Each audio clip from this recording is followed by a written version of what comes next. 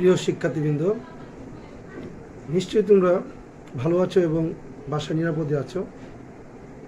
ব্যবস্থাপনা বিভাগ, সরকারি জিল্লুর রহমান মহিলা কলেজ, ভৈরব, কিশোরগঞ্জ গত 3 মাস যাবৎ তোমাদের জন্য অনলাইন ক্লাস কার্যক্রম পরিচালনা করে যাচ্ছে।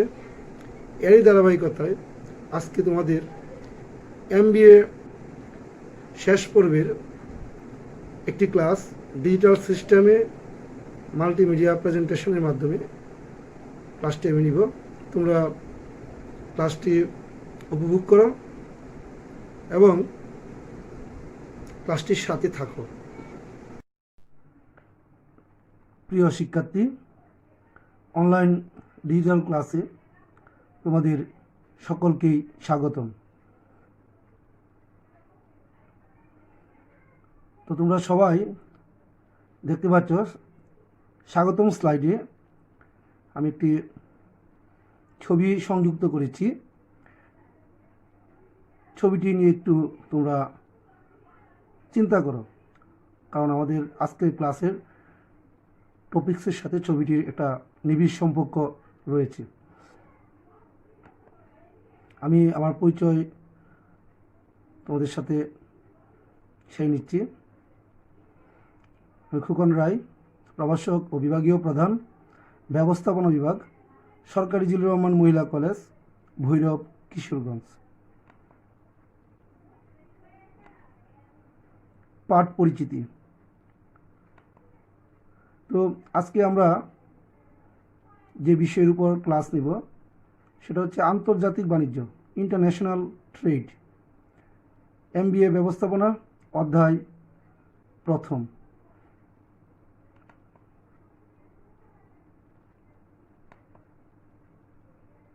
আলোচনার বিষয়। প্রিয় শিক্ষার্থীবৃন্দ, আজকে আমরা যে ক্লাসটি করব সেই ক্লাসের আলোচনার বিষয় হচ্ছে গ্লোবালাইজেশন, বিশ্বায়ন। তো আজকে আমরা যে ক্লাসটি করব সেই ক্লাস থেকে আমরা যা যা শিখতে পারবো, মানে শিখন ফল। আজকের ক্লাসের শিখন ফল হচ্ছে, প্রথমত বিশ্বায়ন কি। প্রথম শিখন ফলটা হচ্ছে বিশ্বায়ন কি তা তোমরা সকলেই বলতে পারবে। 2, বিশ্বায়নের বৈশিষ্ট্যসমূহ চিহ্নিত করতে পারবে। 3, বিশ্বায়ন উদ্ভাবনের কারণসমূহ বর্ণনা করতে পারবে। 4, বিশ্বায়নের প্রভাব ও বা ফলাফল ব্যাখ্যা করতে পারবে।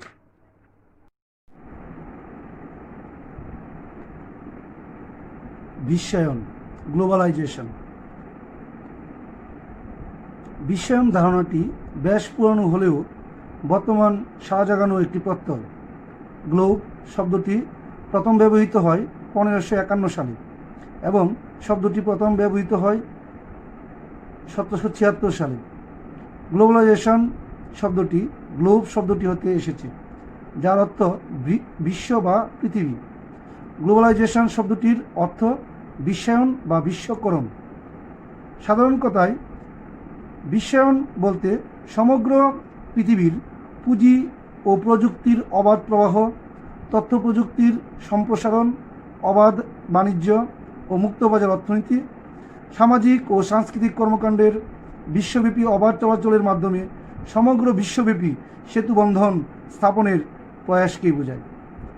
তো শিক্ষার্থীবৃন্দ, আমরা এতক্ষণ বিশ্বায়ন এর একটা কনসেপ্ট আমরা আলোচনা করলাম, যে বিশ্বায়ন ধারণাটি পুরানো, তবে বর্তমানে এটি বহুল প্রচলিত একটি শব্দ। তো এখন আমরা এই বিশ্বায়ন সম্পর্কে বিভিন্ন মনীষী বা পণ্ডিত ব্যক্তির মতামত নিয়ে আলোচনা করব।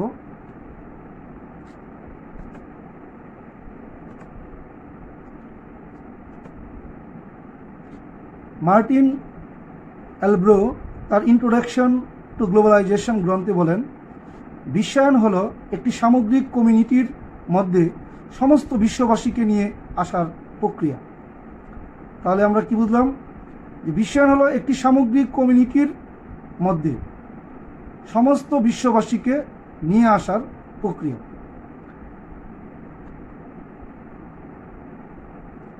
মার্শাল ম্যাকলুহান এর মতে globalisation is the converted image of global village ideology, অর্থাৎ বিশ্বায়ন ধারণাটি মূলত গ্লোবাল ভিলেজের ধারণা থেকে উদ্ভাবিত। তো আমরা এই বিশ্বায়ন শব্দের পূর্বে একটি শব্দ ছিল যেটি হচ্ছে গ্লোবাল ভিলেজ। তখন এই পৃথিবীটাকে মনে করা হতো একটি ছোট্ট গ্রামের মতো। তো ওই ধারণা থেকে উদ্ভাবিত বিশ্বায়ন মার্শাল ম্যাকলুহানের মতে। স্টোনার, ফ্রিম্যান অ্যান্ড গিলবার্টের মতে globalisation is the recognitions by organisations that business must have a global not local focus, অর্থাৎ ব্যবসায় আঞ্চলিক দৃষ্টিভঙ্গির পরিবর্তে বিশ্বব্যাপী দৃষ্টিভঙ্গি পোষণ করার বিষয়ে সংগঠনসমূহের স্বীকৃতি হল বিশ্বায়ন। অর্থাৎ আঞ্চলিক দৃষ্টিভঙ্গির পরিবর্তে বিশ্বব্যাপী দৃষ্টিভঙ্গি, যেমন বাংলাদেশ, ইন্ডিয়া বা সার্কভুক্ত দেশ, এটাকে আমরা অঞ্চল যদি মনে করি তাহলে তো এটা বিশ্ব না। বিশ্ব হচ্ছে সমগ্র পৃথিবী, পৃথিবীর সবগুলো দেশ। তাহলে গ্লোবালাইজেশন মানে হচ্ছে আঞ্চলিক দৃষ্টিভঙ্গির পরিবর্তে বিশ্বব্যাপী দৃষ্টিভঙ্গি পোষণ করার বিষয়ে সংগঠনসমূহের স্বীকৃতি। তো আমরা এতক্ষণ বিভিন্ন গ্রন্থাগার বা পণ্ডিত ব্যক্তিদের মতামত বিশ্বায়ন সম্পর্কে আমরা আলোচনা করলাম। তো আশা করি তোমরা সকলেই এই বিশ্বায়ন বা গ্লোবালাইজেশন সম্পর্কে একটা ধারণা পেয়েছ। তোমরা বইয়ে আরও ভালোভাবে অধ্যয়ন করবে। তো এরপরে যে শিকন ফল, বিশ্বায়নের বৈশিষ্ট্য, আমরা একটা গ্রাফিক্যাল প্রেজেন্টেশনের মাধ্যমে বিশ্বায়নের কি কি বৈশিষ্ট্য আমরা দেখতে পাচ্ছি।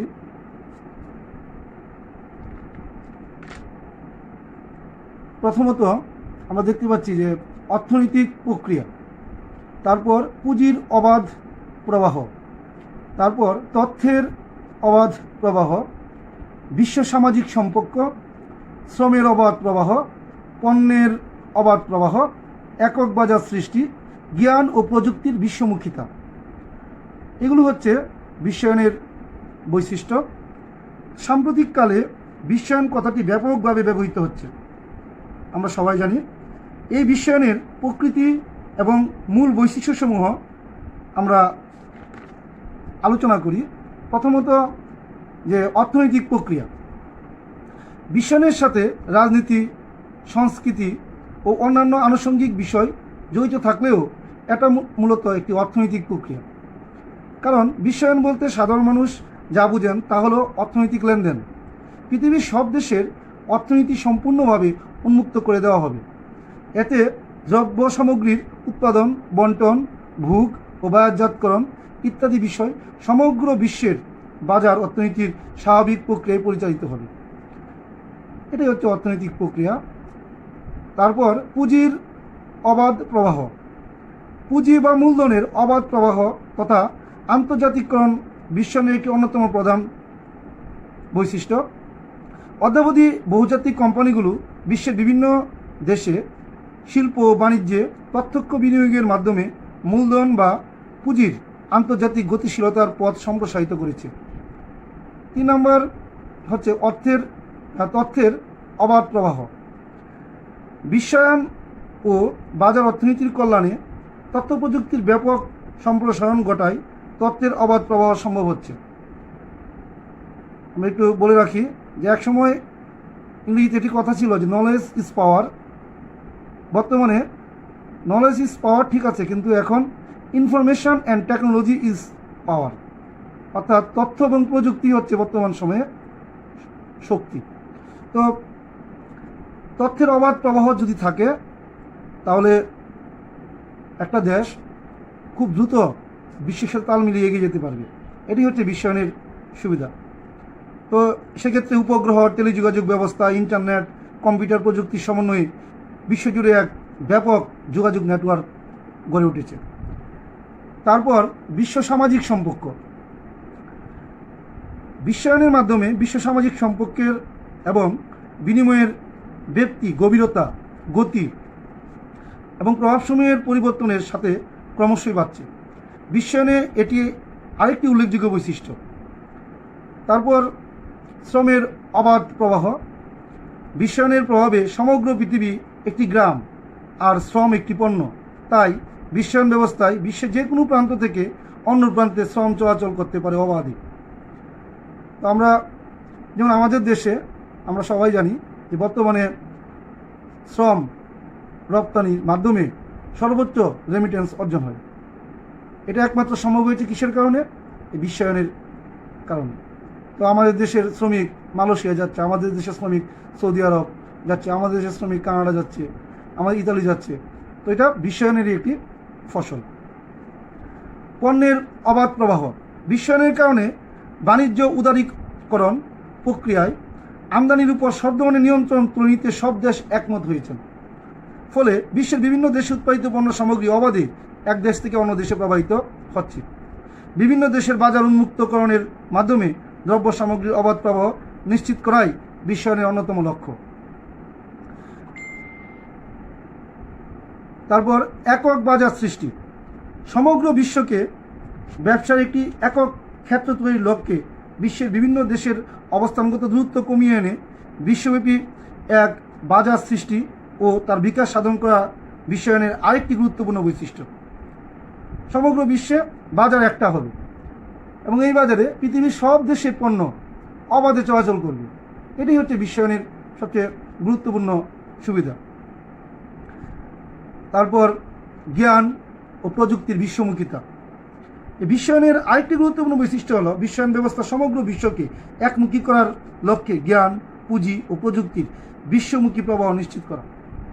অর্থাৎ এক দেশে প্রযুক্তি, অন্য দেশে রপ্তানি, এক দেশের জ্ঞান, বিজ্ঞান, প্রযুক্তি মাধ্যমে অন্য আরেকটি উন্নয়নশীল দেশ দেখা গেছে যে তার এটা রপ্তানি করে সে উন্নত হয়ে যাচ্ছে।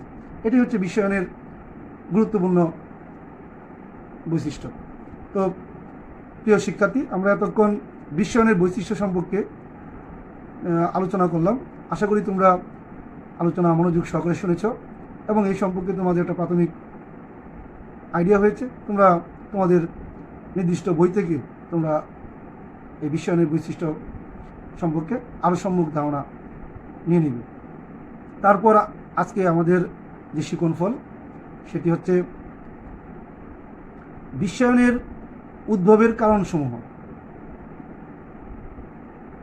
তো বিশ্বায়ন যে উদ্ভব, কি কারণে বিশ্বায়নের উদ্ভব হলো? আমরা স্ক্রিনে দেখতে পাচ্ছি বিশ্বায়নের যে উদ্ভবের কারণ। এর মধ্যে প্রথম কারণ হচ্ছে তথ্য ও যোগাযোগের প্রযুক্তির বিকাশ, তথ্য ও যোগাযোগ প্রযুক্তির বিকাশ। 2 নম্বর কারণ হচ্ছে বহুজাতিক সংস্থা গড়ে তোলা। 3 পরিবেশ সংকট মোকাবেলা করা। 4 সমাজতন্ত্রের মন্থর গতি। 5 সাম্রাজ্যবাদীদের উচ্চবিলাস। 6 উন্নয়নশীল দেশগুলোর উন্নয়ন স্পৃহা। 7 বিশ্ব সমাজ ব্যবস্থার পরিবর্তন। 8 জনসাধারণের মনোভাব পরিবর্তন। 9 গণতন্ত্রের বিস্তার। 10 সংস্কৃতির অবাধ প্রসার। তো বিশ্বায়নের উদ্ভবের যে কারণ, সেই কারণে প্রথমেই হচ্ছে তথ্য ও যোগাযোগ প্রযুক্তির বিকাশ। বিশ্বায়ন প্রক্রিয়ার প্রধান কারণ হচ্ছে তথ্য ও যোগাযোগ প্রযুক্তির বিস্ময়কর বিকাশ। কারণ তথ্য ও যোগাযোগ প্রযুক্তির যদি বিকাশ না ঘটত তবে বিশ্বায়ন প্রক্রিয়াটি বর্তমান পর্যায়ে আমরা পেতাম না। তো যেমন সারা বিশ্বকে একত্রিত করার জন্য প্রথম টেলিগ্রাফ লাইন স্থাপন করা হয় উপনিবেশিক আমলে। তারপর 50 দশকে টেলিভিশন, 20 শতাব্দীতে কম্পিউটার যোগাযোগের ক্ষেত্রে সেতু বন্ধন রচনা করে। শুধু তাই নয়, মাত্র 30 বছর আগে আবিষ্কার এবং চালু হয় বর্তমান ইন্টারনেট প্রযুক্তি ব্যবস্থা। বর্তমান যোগাযোগের ক্ষেত্রে ইন্টারনেট ভিত্তিক টেলিফোন এক বিরাট বিস্ময়কর বিষয়, যা সমগ্র বিশ্বকে এক সূত্রে গ্রথিত করেছে। 2. বহুজাতিক সংস্থা গড়ে তোলা। বিশ্বায়নের আরেকটি গুরুত্বপূর্ণ কারণ হচ্ছে বিশ্বে বহুজাতিক সংস্থা গড়ে তোলা, যা অর্থনৈতিক একই ভবনের ক্ষেত্রে গুরুত্বপূর্ণ ভূমিকা রাখতে সক্ষম হবে। কারণ বহুজাতিক সংস্থা এক দেশের প্রযুক্তি ও ব্যবসা কৌশল অন্য দেশে প্রচার করে তার প্রভাব বিস্তার করে। যেমন দ্বিতীয় বিশ্বযুদ্ধের পর মার্কিন বহুজাতিক সংস্থা ইউরোপে এবং 70 সালের পর ইউরোপীয় সংস্থাগুলো মার্কিন যুক্তরাষ্ট্রের এমনকি জাপান, দক্ষিণ পূর্ব এশিয়ার বহুজাতিক সংস্থার মাধ্যমে উৎপাদন শুরু করে, যা সমগ্র দেশগুলোকে একই অর্থনৈতিক সূত্রে বেঁধে ফেলে। 3 নম্বর যে আমাদের উদ্ভবের কারণ, সেটা হচ্ছে পরিবেশের সংকট মোকাবেলা করা। বর্তমান আধুনিকায়ন কিছু দেশের জন্য আশীর্বাদ স্বরূপ এবং কিছু দেশের জন্য আর্থিক ঝুঁকি আনয়ন করে। শুধু তাই নয়, প্রাকৃতিক পরিবেশের ভারসাম্যহীনতা যে কোনো সময় পরিবেশগত সংকট সৃষ্টি করতে পারে। তাছাড়া আধুনিক সমাজের মানুষের জ্ঞান সৃষ্টি করেছে অনিশ্চয়তা ও ঝুঁকিপূর্ণ পরিবেশ, যেমন আণবিক বিস্ফোরণ, পরিবেশগত বিপর্যয়, বৈজ্ঞানিক আবিষ্কারের বিভিন্ন ফল সব মানুষের জন্য ঝুঁকিস্বরূপ, যা কোনো একটি দেশের পক্ষে মোকাবেলা করা সম্ভব নয়। এরকম সমস্যা মোকাবেলা করার জন্য প্রয়োজন বিশ্বব্যাপী সহযোগিতা। তো এই ক্ষেত্রেও বিশ্বায়ন বিশাল ভূমিকা পালন করে। 4. সমাজতন্ত্রের মন্তরগতি। 90 দশকে সোভিয়েত রাশিয়ার পতনের মধ্য দিয়ে গোটা বিশ্বের সমাজতন্ত্রের গতি কিছুটা স্তিমিত হয়ে যায়, আর এ জায়গা দখল করে সাম্রাজ্যবাদী শক্তির এই বিকাশের ফলে বিশ্বায়নের পথ কিছুটা প্রশস্ত হয়। সমাজতন্ত্রের মন্তর গতি। 90 দশকে সোভিয়েত রাশিয়ার পতনের মধ্য দিয়ে আমরা কি দেখলাম, যে গোটা বিশ্বের সমাজতন্ত্রের গতি কিছুটা মন্তর হয়ে যায়। এখন কিন্তু বিশ্বে সমাজতন্ত্র হচ্ছে গণতন্ত্রের গতি অনেক বেশি। তো এই জায়গায় দখল করে কিছু সাম্রাজ্যবাদী শক্তির এই বিকাশের ফলে বিশ্বায়নের পথ কিছুটা প্রশস্ত হয়। সাম্রাজ্যবাদীদের উচ্চাবিলাস। আমাদের 5 নম্বর বিশ্বায়ন উদ্ভাবনের কারণ হচ্ছে সাম্রাজ্যবাদীদের উচ্চাবিলাস। বিংশ ও একবিংশ শতকে সাম্রাজ্যবাদীরা নতুন উদ্যম নিয়ে কাজ শুরু করেছে, কারণ আশাকাঙ্ক্ষা এখন ব্যাপক আকার ধারণ করেছে। গোটা বিশ্ব এখন এই সাম্রাজ্যবাদীদের হাতের মুঠোয়, অনায়াসে তারা চালিয়ে যাচ্ছেন তাদের কার্যকলাপ, ফলে সংকুচিত হয়ে যাচ্ছে সাম্যবাদী জ্ঞান ধারণা এবং বিকাশায়িত হচ্ছে বিশ্বায়নের ধারণা। তারপর উন্নয়নশীল দেশগুলোর উন্নয়ন স্পৃহা। দ্বিতীয় বিশ্বযুদ্ধের পরবর্তী পর্যায়ে তৃতীয় বিশ্বের উন্নয়নশীল দেশগুলোর অবস্থা ক্রমশ খারাপের দিকে যেতে থাকে। তৃতীয় বিশ্ব মানে যে আমাদের মতো দেশগুলো, তো আমাদের অবস্থা খারাপের দিকে যেতে থাকে। তাই উন্নয়নশীল দেশগুলোর ভবিষ্যৎ পরিণতির দিকে লক্ষ্য না করে চলমান উন্নয়নকে ধরে রাখার জন্য বিশ্বায়নকে স্বাগত জানান। ফলে তাদের উন্নয়নমুখী স্পৃহার জন্য বিশ্বায়নের বিকাশ সাহিত্য হয়।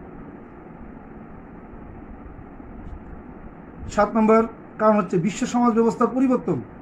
পৃথিবীর চিরস্থায়ী ও পরিবর্তনহীন বলে কিছুই নেই। আজ যা হয়তো উন্নতির শীর্ষে সমীচীন, কাল হয়তো তা অস্তিত্ব বিলুপ পাবে। প্রকৃতির এ সাধারণ নিয়মের সাথে একাত্মতা ঘোষণা করে পরিবর্তন হয়েছে সমাজ ব্যবস্থা, যার ফলে বিশ্বায়নের বিকাশ সাহিত হয়েছে। তারপর জনসাধারণের ভাবের পরিবর্তন। বিগত কয়েক দশক আগে মানুষের যে মানসিকতা ছিল তা এখন আর লক্ষ্য করা যাচ্ছে না। সময়ের পরিবর্তনের সাথে সাথে মানুষ নতুনকে স্বাগত জানাচ্ছে আর পুরাতনকে গুড বাই জানাচ্ছে। ফলে বিশ্বায়নের ধারণা অনেকাংশেই গ্রহণযোগ্য বিষয়ে পরিণত হয়েছে। তারপর গণতন্ত্রের বিস্তার। আমরা আগে বলেছি যে একসময় সমাজতন্ত্রের বিশাল প্রভাব ছিল, তো বর্তমানে দেখা যাচ্ছে যে পৃথিবীতে সমাজতন্ত্র প্রায় বিলুপ্তির পথে। গণতন্ত্রের জয় জয়কার। আর এর ফলে বিশ্বায়ন পথ, মানে এটা মূলত বিশ্বায়নের একটা অবদান। তারপর সংস্কৃতির অবাধ প্রসার। বর্তমানে সংস্কৃতির অবাধ প্রসার হচ্ছে বিশ্বায়নের ফলেই। যে বাংলার সংস্কৃতি সারা বিশ্বে প্রচার হচ্ছে, আবার পাশ্চাত্য দেশের সংস্কৃতি আমরা বাঙালিরা দেখতে পাচ্ছি, জানতে পারছি। এটা মূলত বিশ্বায়নের কল্যাণে সম্ভব হচ্ছে। তো শিক্ষার্থী, আমরা এতক্ষণ বিশ্বায়ন উদ্ভবের যে কারণ, সেই কারণগুলো আলোচনা করেছি। তোমরা মনোযোগ দিয়ে সকলেই শুনেছ। তোমরা এই বিষয়গুলো থেকে একটা জিনিস বুঝতে পারছো যে বিশ্বায়ন বর্তমান সময়ে কতটুকু আশীর্বাদ স্বরূপ মানুষের জন্য, বিশেষ করে আমাদের বাংলাদেশের মতো উন্নয়নশীল যে দেশ, এরকম দেশের জন্য বা উন্নত দেশের জন্য বিশ্বায়নের আশীর্বাদ এটা বলে শেষ করা যাবে না। তো তোমরা এটা বই থেকে আরও ভালোভাবে অধ্যয়ন করবে। আমরা পরবর্তী শিক্ষণফল কি, সেটা হচ্ছে বিশ্বায়নের প্রভাব বা ফলাফল। বিশ্বায়নের ফলাফল আমরা স্ক্রিনে দেখতে পাচ্ছি যে 1, মুক্তবাজার অর্থনীতির বিকাশ। আমরা বিগত স্লাইডে আমরা আলোচনা করেছি যে বিশ্বায়নের ফলে সমস্ত পৃথিবীর অঞ্চল না, মানে সারা পৃথিবী একটা বাজার সৃষ্টি হচ্ছে, যে বাজারে পৃথিবীর বিভিন্ন দেশের পণ্য সামগ্রী অবাধে ঢুকে যাচ্ছে। তো এর ফলে সকলেই এর সুফল ভোগ করতে পারছে। মুক্তবাজার অর্থনীতি এভাবে বিকাশ হচ্ছে। সাম্রাজ্যবাদীদের শক্তি বৃদ্ধি। বিশ্বায়নের কারণে বিশ্বের প্রতিনিধিত্ব এখন সাম্রাজ্যবাদীদের হাতে। তারা গোটা বিশ্বকে নিজের আয়ত্তে আনতে সক্ষম হয়েছে। তো তারা নিজের স্বার্থে অসাধ্যকে জয় করতে তোয়াক্কা করছে না। তবে এর ফলে সমাজ ব্যবস্থায় পরিবর্তন বিপরীতমুখী হতে যাচ্ছে, কারণ বিশ্ব এখন সাম্রাজ্যবাদীদের হাতের মুঠোয়। তারা নিজ স্বার্থে প্রয়োজন মতো তা ব্যবহার করছে। শিল্পক্ষেত্রে পরিবর্তন। বিশ্বায়ন বর্তমান অবস্থা লগ্নের শিল্পায়ন প্রক্রিয়ায় বিগত কয়েক দশক আগের শিল্পায়ন প্রক্রিয়ার দিকে লক্ষ্য করলে বিশ্বায়ন সম্পর্কে কিছুটা ধারণা পাওয়া যায়। বিশ্বায়নের ক্ষেত্রে গোটা বিশ্বের শিল্পক্ষেত্রে অবাধ প্রতিযোগিতার সৃষ্টি হয়েছে। ফলে যার শিল্প যত উন্নত, সে তত উন্নতি সাধন করতে পারছে। অন্যরা কিন্তু ছিটকে পড়ে যাচ্ছে। যেমন আমাদের বাংলাদেশের যদি কোনো শিল্প পৃথিবীর যে কোনো দেশের চেয়ে ভালো হয়, তো আমাদের এই শিল্প সারা পৃথিবীতে দ্রুত বিস্তার লাভ করছে। যেমন আমাদের তৈরি পোশাক শিল্প সমগ্র পৃথিবীতে মোটামুটি একটা শাসন করে যাচ্ছে, এবং আমাদের বাংলাদেশের রপ্তানি আয়ের অন্যতম প্রধান খাত হচ্ছে তৈরি পোশাক শিল্প। 4, কৃষিক্ষেত্রে পরিবর্তন। কৃষিক্ষেত্রে পরিবর্তন। বিশ্বায়নের বলে শিল্পক্ষেত্র ছাড়া কৃষিক্ষেত্র কিন্তু ব্যাপক পরিবর্তন লক্ষ্য করা যাচ্ছে, কারণ সারা বিশ্বের কৃষির জন্য প্রয়োজনীয় উপকরণাদি এখন সকলের নাগালের কাছে। তবে এক্ষেত্রে ধনতান্ত্রিক দেশ গুরুত্বমূলকভাবে বেশি দূর অগ্রসর হচ্ছে। আবার আমাদের বাংলাদেশ, আমরা এই বিশ্বায়নের কারণে উন্নত যে কৃষিক্ষেত্রে উন্নত যন্ত্রপাতির আমরা ব্যবহার করতে পারছি, বিদেশ থেকে আমরা আমদানি করছি, এবং আমাদের দেশের কৃষকরা এই উন্নত প্রযুক্তি যন্ত্রপাতি ব্যবহার করে দ্রুত তাদের কৃষিকাজ অনায়াসে সম্পন্ন করছে। এটা বিশ্বায়নের একটা প্রভাব। উন্নত দেশগুলোর অবস্থা। বিশ্বায়নের ফলে সারা বিশ্বের উন্নত দেশগুলো এখন বিজয়ের আলোকবর্তিকা অতি সহজেই গড়ে তুলতে সক্ষম হচ্ছে। তারা সারা বিশ্বের সাথে প্রতিযোগিতায় এমনিতে স্থান দখল করছে, কারণ বিশ্বায়নের স্রষ্টা তো তারাই। তাহলে সুবিধা যে তারা বেশি পাবে তা বলার অপেক্ষা রাখে না।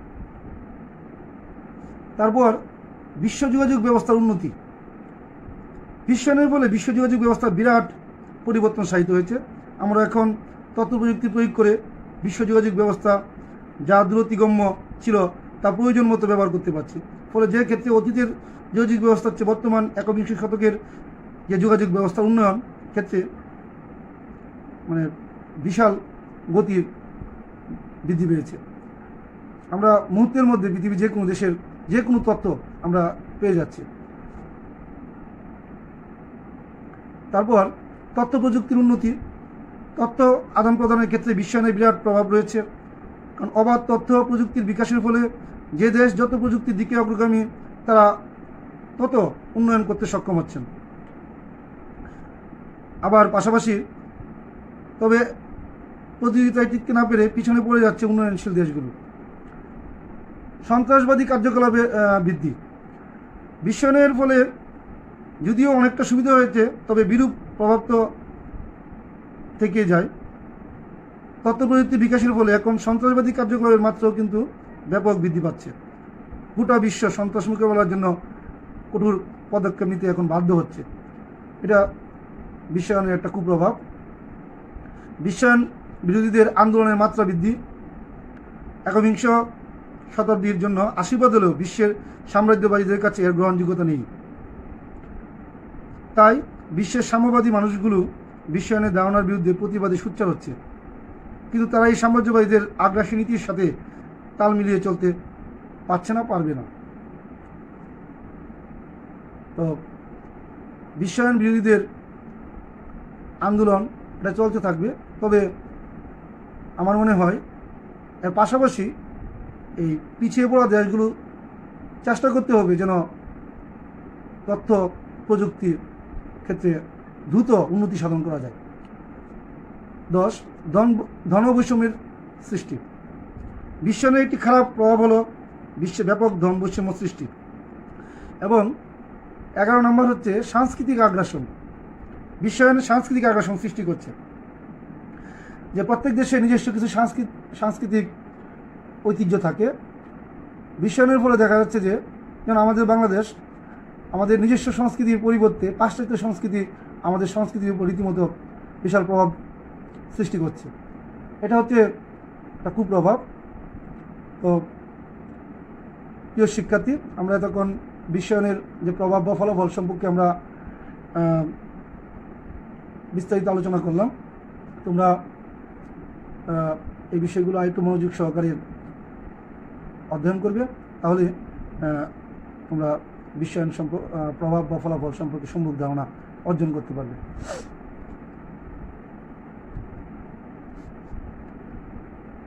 ততক্ষণ আমরা যে ক্লাস করলাম বরাবরের মতোই আমাদের ক্লাসে একটা মূল্যায়নের ব্যবস্থা থাকে। তো প্রিয় শিক্ষার্থী, যেহেতু এখন কোভিড-19 কালো ছোবলে আমরা সবাই ঘরে বন্দি, তোমরা মূল্যায়ন আমার যে স্ক্রিনে যে প্রশ্নগুলো মূল্যায়নের জন্য রাখলাম, তোমরা এই প্রশ্নগুলো বই না পড়ে শুধুমাত্র আজকে ক্লাস অধ্যয়নের পরপরেই তোমরা এই প্রশ্নগুলোর আনসার খুব দ্রুত করে ফেলবে। যদি করতে পারো তাহলে বুঝবে যে আজকের ক্লাস তোমাদের জন্য সার্থক বা আমার চেষ্টা সার্থক হবে। তো প্রথম প্রশ্ন হচ্ছে বিশ্বায়ন কি। দ্বিতীয় প্রশ্ন বিশ্বায়নের 3টি বৈশিষ্ট্য বলো। তৃতীয় প্রশ্ন বিশ্বায়নের কারণ কি। চতুর্থ প্রশ্ন মুক্তবাজার অর্থনীতির বিকাশে বিশ্বায়নের প্রভাব কি। এবং পঞ্চম প্রশ্ন ধনবৈষম্য সৃষ্টি বিশ্বায়নের প্রভাব। আমরা এই যে প্রশ্নগুলো স্ক্রিনে দিলাম প্রত্যেকটা প্রশ্নই কিন্তু আমরা আজকে ক্লাসে আলোচনা করেছি। তোমরা প্রতিটা প্রশ্ন এক লাইনে আনসার তোমরা এগুলো দ্রুত করে ফেলবে, এবং প্রয়োজন বুঝে তোমরা আমার ইউটিউব চ্যানেল বা আমাদের কলেজের ইউটিউব চ্যানেল, এই চ্যানেলের কমেন্ট বক্সে তোমরা এই প্রশ্নগুলো আনসার দিতে পারো। আমি এগুলো দেখে যথাযথ মূল্যায়ন করব।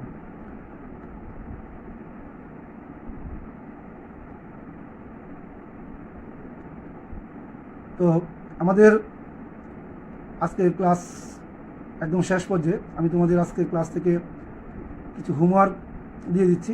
এই হোমওয়ার্কটি অবশ্যই তোমরা বাসায় করে ফেলবে। বিশ্বায়নের পক্ষে ও বিপক্ষে 5টি কারণ তুলে ধরো। আমরা তখন যে আলোচনা করলাম এখানে কিন্তু গুড সাইড ব্যাড সাইড উভয় সাইড নিয়ে আমরা আলোচনা করেছি বিশ্বায়নের। তো তোমরা আজকের এই ক্লাস থেকে এখনই খাতা কলম নিয়ে বসে পড়বে এবং পক্ষে এবং বিপক্ষে 5টি কারণ তুলে ধরার চেষ্টা করবে। তো আজকের ক্লাস আমরা একেবারেই শেষ পর্যায়ে। এতক্ষণ তোমরা ক্লাসের সাথে থাকার জন্য আমি সকলকেই আমার অন্তরের অন্তঃস্থল থেকে ধন্যবাদ জানাচ্ছি। সবাই সুস্থ থাকো, ভালো থাকো।